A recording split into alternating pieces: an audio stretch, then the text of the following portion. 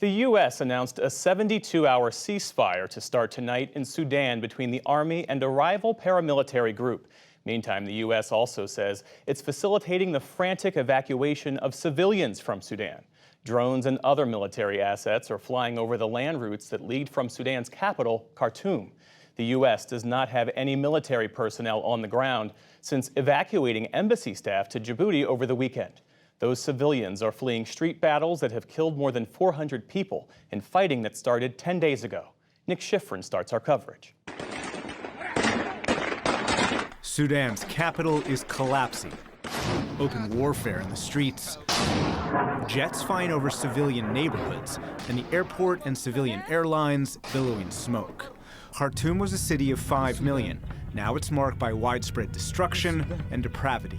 Everyone's pretty much in lockdown and in their homes and just using what they have just to sustain and get by. We spoke with Selma Adel Jamal via Skype. It's pretty dreadful. There's a lot of people that are out of water, out of electricity, or it comes and goes. But it's pretty bleak. I mean, people are injured and then people can't, get their loved ones to the hospital or to clinics. She sent us this photo of a bullet that landed in her backyard. Today was probably the most intense day for us in regards to where we live and where the fighting took place. It happened exactly over our rooftops. My kids came running to me and said, "Mom, look, we've got warplanes." Her children in happier days, her 3-year-old, her 6-year-old son, and her 8-year-old daughter doing their English homework together, introducing himself to cows. I have a 6-year-old who drew a tank yesterday and some, things of like what he would see up in the sky, which was pretty sad. I mean, you don't want your kids to be living in such an environment. The civilians are bearing the brunt of what these two individuals are doing right now, which I think is a power struggle. Just to be in power. Those two individuals, military leader General Abdel Fattah al-Burhan, who was supposed to lead a transition to civilian rule, and Mohammed Hamdan Dagalo, known as Hemeti, the leader of the paramilitary Rapid Support Forces, former infamous Janjaweed militias that committed the genocide in western Sudan's Darfur region. More than 2 million people were killed. They are fighting for the capital and the country and likely won't stop until one wins. Italy and other governments, but not the U.S., have managed to airlift hundreds of their citizens to safety. But most Sudanese must try and board increasingly rare buses, whose drivers are gouging the desperate. The fares was around less than $100, so say $50, and now it's reached up to $500. We hope to, by tomorrow morning, take off and go to Egypt, praying that nothing will happen on the way there. Her family will take an 18-hour bus ride north to Egypt. Others drive northeast to Port Sudan on the Red Sea, where we spoke to Dalia Abdelmolim after a 24-hour bus ride and multiple military checkpoints. I think we spent something close to like 48 hours calling something no less than 50 different companies trying to find a bus that would take us. She's a former journalist turned baker and political commentator who accuses the U.S. and international community of accommodating Hemeti and his RSF forces to try and transition to civilian rule. The RSF was made up of a group of gunmen, paramilitary mercenaries who tortured and terrorized Darfur for so long. And they're taking their method of torture and terrorism,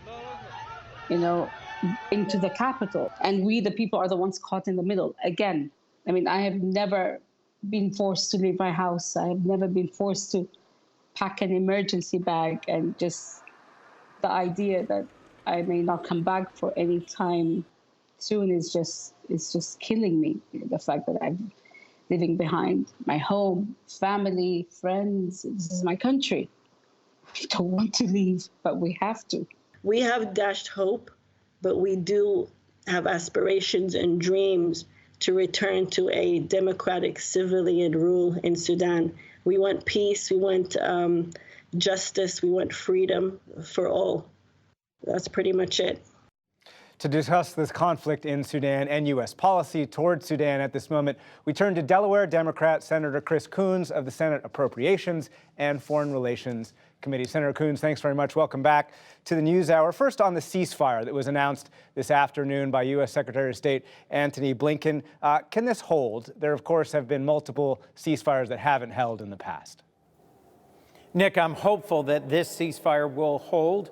But we need to be skeptical and continue to apply both pressure and encouragement to the leaders of these two warring factions, to General Burhan, General Hameti, and to continue to work with the UN and our other partners in the country to organize additional convoys that will allow more folks who want to leave the country to do so safely overland.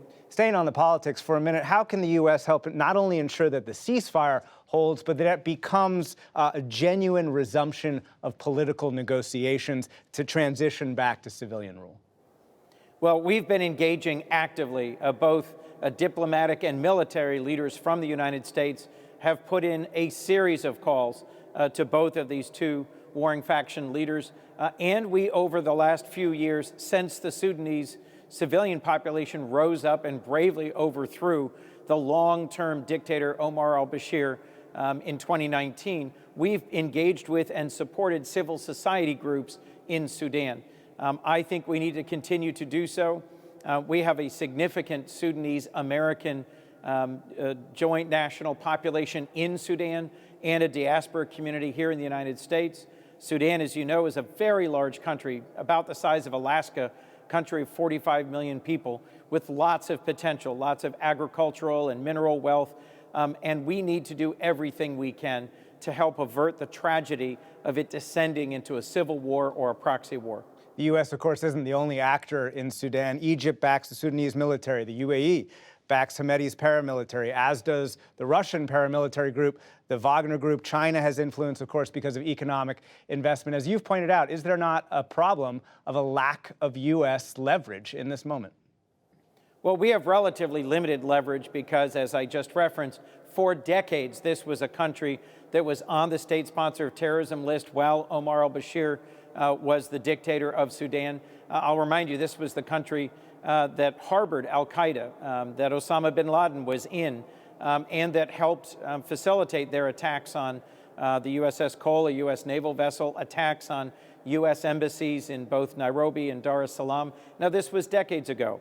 And our hope was, after the civilian overthrow of Bashir, that there would be a movement towards a democratically elected government. In my last visit to Khartoum, I shared an iftar dinner with then Prime Minister Hamdok. Unfortunately, since then, there's been a military coup. And as you've been reporting, just in the last few days, the resumption of violence, of active fighting in Khartoum and across the country. We do have some leverage, both the encouragement of the possibility of robust humanitarian and development assistance and the possibility of targeted sanctions on those who might facilitate and foment further violence. So ongoing engagement by the United States, by other regional leaders, the African Union, Kenyan President Ruto, who's the leader of IGAD, a regional grouping, they can and should play a constructive and positive role. Let's go back to the evacuation that you referenced. There's some 16,000 Americans in Sudan. That's an estimate. But today, National Security Advisor Jake Sullivan pointed out U.S. drones and other military assets are flying above Sudan. U.S. warships are sailing off the coast. The U.S. is helping Americans who reach the border to travel further. But as you can see there, other countries, Italy, Spain, France, China, Saudi Arabia, among others, have all managed to figure out a way to go into Sudan and evacuate their citizens. Why can't the U.S.? Well, none of them have evacuated anything like 16,000 people. Let's be clear. This is not a country where it is easy or safe to go in, take control of the airport in Khartoum, and fly military-scale missions to evacuate thousands of people. Each of the countries you referenced have evacuated handfuls of people. We've evacuated now, I think, something like 140 American citizens, both through the Special Forces operation to evacuate our embassy over the weekend and through the UN-led overland convoy that arrived in Port Sudan, I think earlier today, if I'm not mistaken. There will be other convoys. We are working in close partnership with the UN and other countries to make available whatever means of evacuation are reasonably possible. But there's a big difference between evacuating the Americans who work in our embassy and with USAID and providing for evacuation of thousands and thousands of people. It has never been our practice, Nick, to provide evacuation support for all citizens in a country. Sorry to interrupt there, but do you fear the administration is too gun-shy when it comes to evacuations because of the chaos of the Kabul evacuation? Well, this is really apples and oranges, Nick. In Kabul, we had thousands and thousands of U.S. and allied military troops on the ground. We had decades of experience operating in Afghanistan, and we had an understandable moral obligation to help evacuate those who had fought alongside us in the 20 years that we were at war in Afghanistan. The situation in Sudan is fundamentally different. This is not a permissive environment. The Khartoum airport is not a military airport, and for us to secure it and be able to operate safely, regular flights out of it would take a significant insertion of American armed forces, something I certainly wouldn't recommend or support. This is a lot closer to what happened in Ukraine or in Syria or in Yemen or in Libya, where as those countries were invaded or descended into civil war, we evacuated U.S. citizens who served at our embassy and provided support for other Americans who sought to evacuate, but not through a big, large-scale, coordinated military operation. Senator Chris Coons, Democrat of Delaware, thank you very much. Thank you, Nick.